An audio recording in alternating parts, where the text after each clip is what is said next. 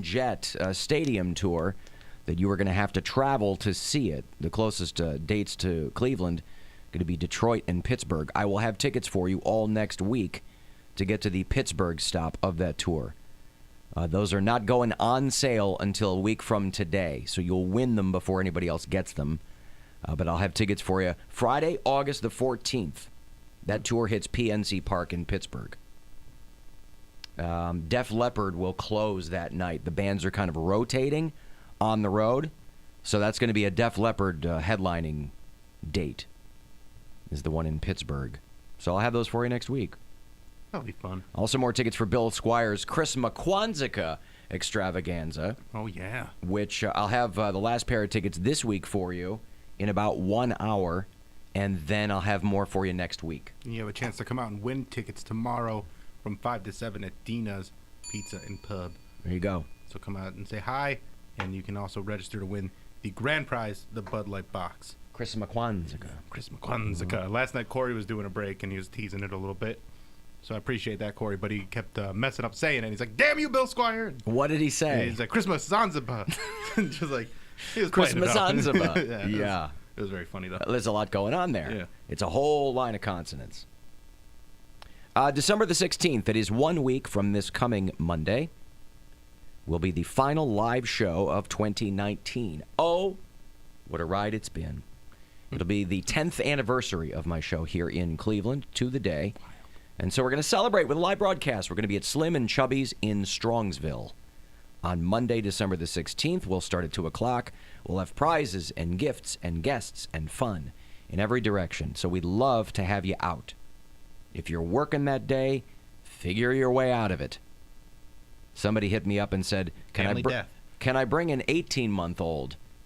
And I said, you're the parent. That's up to you. I imagine a daytimer at Slim and Chubby's isn't going to be too rowdy. But who knows?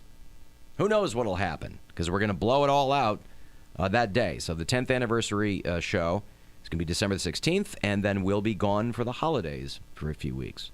So please come out, hang with us. You guys are the reason that the show has been on the air here for 10 years. So come celebrate with us. All brought to you by Bud Light. So thanks to them. And then we say farewell for 2019. You know, speaking of farewell, of course, Motley Crue said not even 4 years ago. Motley Crue is easily the most talked about band in this stadium tour because not even 4 years ago said, we're done. Mm-hmm. They won a much ballyhooed farewell tour. They wrote up this cessation of touring agreement, which really had no legal bearing, but it was a nice prop or whatever. And they said, we'll never tour again as Motley Crue. And I think a lot of people knew that that probably wasn't the case. I think they thought it would take more than 4 years for them to get back together. So for whatever reason, they say that they there's been a lot of backwalking, you know. Mm-hmm. And Mick Mars, of course, guitarist in the band, at the time, he said, if we ever tour again, I'll pay for everyone's tickets. We won't charge you anything, right? That's how sure they were that they'd never tour again. Of course, he's had to walk that back by saying, well, I was kidding. Well, no. Have you read that we want $3 million per stop? Boy, I wonder what those bands are getting paid, because Motley Crue said that they wanted $3 million per stop. And Def Leppard could easily get the same money as Motley Crue. Poison, probably a little less. Yeah. Joan Jett, happy to be along. She and Def Leppard, of course, only ones on that tour in the Rock and Roll Hall of Fame, I might add, for anybody who cares about that. But, a lot of backwalking on the... But they're, they're not the first band, obviously, to go on a farewell... Kiss has been on a farewell tour literally for 20 years. They said, we're going on a farewell tour. Now, if you never end the tour... It's one tour. It's one tour. 35 years ago, The Who just dropped a new album. It's their first in 13 years. It's only their second in, 37 years. And they went on a farewell tour in the early 80s. They go, we're done. We're tired of looking at each other. They got back together. Yeah. Yeah, and I don't blame them. And I never believe them when they say they're doing a farewell tour. I'm trying to think of somebody... how people make money. Phil Collins That's a real farewell tour that he did. But he's back out now. Or is he still on it? I think he's still on it. Oh, because okay. this is the last one he's doing because his back is bad. I see. Bowie, I think, did a farewell tour. Okay, and he said forget it. Yeah. Okay. Because then he got sick and died. Oh, right. Dying really is a solid way to adhere to the farewell tour. Because it's not only farewell to touring, it's farewell to everything. It's farewell to living. Is that what Elton John's doing right now, farewell? Yeah, but Elton John went on a farewell tour in 1977. He played Wembley Arena, and in the middle of the show, he goes, I've been doing this a long time by now, and I don't want to do it anymore. And so this is the last show I'm going to do. And then 2 years later, he did something else, and he's been on the road ever since. Ozzy has gone on multiple, no more tours. When he came here for the 50th anniversary of WMMS, that was his no more tours. And then he goes, well, but maybe. I meant no more long tours. Judas Priest has, by the way. And also, you can't pass up that pun. No more tours. There's always a pun when they go on these farewell tours. Speaking of Judas Priest, Rob Halford is going to be on the show Tuesday, by the way. One of them just needs to do, like, the third to last farewell tour. There you go. That kind of thing. Like, and just play off of it. Call it One More Tours. Yeah, One More Tours. Yeah. Rob Halford will be on the show on Tuesday. He's got a Christmas album out called Celestial. And we're going to talk about those guys being nominated for the Rock Hall. I'm a huge Judas Priest fan. Every time I've had Rob Halford on the show over the years, it's been a lot of fun because this guy is Mr. I love rock and roll and heavy metal. So he's got all the buzzwords. It's kind of like talking to a cartoon character. He's like, we're out there for the metal, and all you metal maniacs come out, and that kind of thing. I love Rob Halford. So Judas Priest is going out on a 50th anniversary tour. So Rob will be on the phone Tuesday, late in the show. I think around 6 o'clock. He's going to check in. But Judas Priest, they went on a farewell tour. Kiss has been on a farewell tour for 20 years. The Doobie Brothers are playing this summer. They went on a farewell tour 30 years ago. Who likes the Doobie Brothers? Because we got one of them. All I ever think of. What is that from? It's from The Simpsons. Oh, yeah. We got one of them. We got one of them. Yeah. I like the Doobie Brothers. No, I do too. Doobie Brothers and Bee Gees and all that, I mean, yacht rock in general, well, whatever it is, like that genre, I never know who's who. But I like a lot of that music. I think of the Doobies as yacht rock when Michael McDonald came in, and they turned into like a slick kind of thing. But before that, so I don't even know what they were kind of like that is. country fried rock for a long time. Were they? Yeah, like Jesus Is Just All Right. And Okay. Black Water, keep on rolling. Doobie Brothers, when they still had what's his name there. Before Michael McDonald, they had a guy named Patrick Simmons, who's I think with them now, and they're going out with Michael McDonald. I don't even associate those two different sounds to the same band because it's so different. Yeah, Doobies without Michael McDonald were more like a biker band, and then he came along and they were like doing his thing with but that's when they had all their radio hits too. But China Grove and they're taking it to the streets. Jesus Is Just All Right. Love the Doobies. So listen. I like them when they were more formal. They went by the Dooberts. Oh, man. The Doobie Fathers went out for a while. The Dooberts. Doobert siblings. Yeah. I mean, Trent Reznor went out on a farewell tour 10 years ago. He's like, I'm done. Done with this nonsense. These guys get burnt out, too. So they feel like they're done, and then they go, oh, well, I like that money that came in. And then also, I'm not doing anything. Right, but you know that you make money from touring. So just say, I'm not going to tour for a while. Some bands, they take big breaks. Yeah. And it's just as impactful when they come back, but they don't Tool say... took a long break. Yeah. We're back. But they never said, we're done. Right. And listen, I like Tool a lot. I always have. But if you've seen Tool, you've seen Tool. This new album... I'd go see him again. I think that's why they wait for so long in between. They're all busy doing other things, or Maynard's busy doing other things.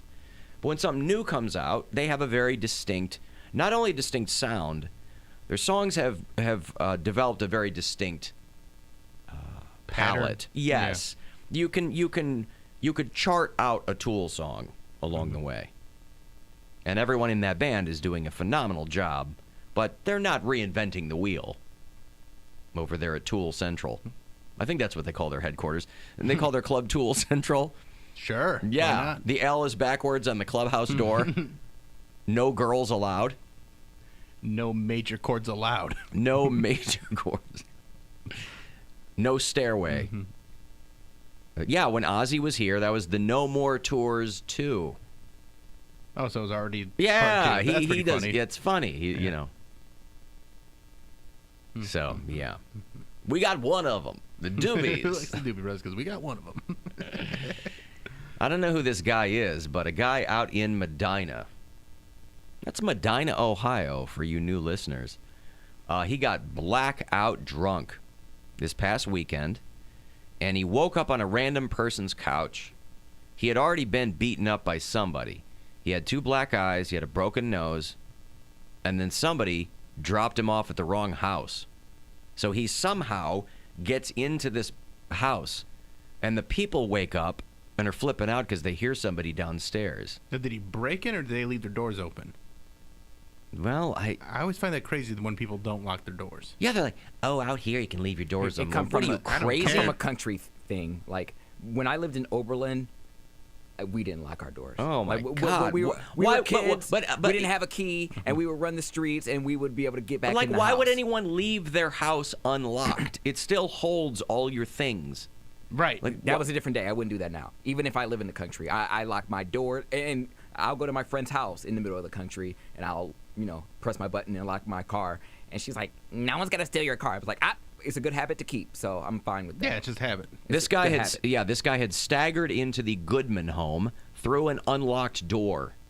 See, all this has to do is happen one time, and next night you're checking the doors, the windows, everything. Yeah.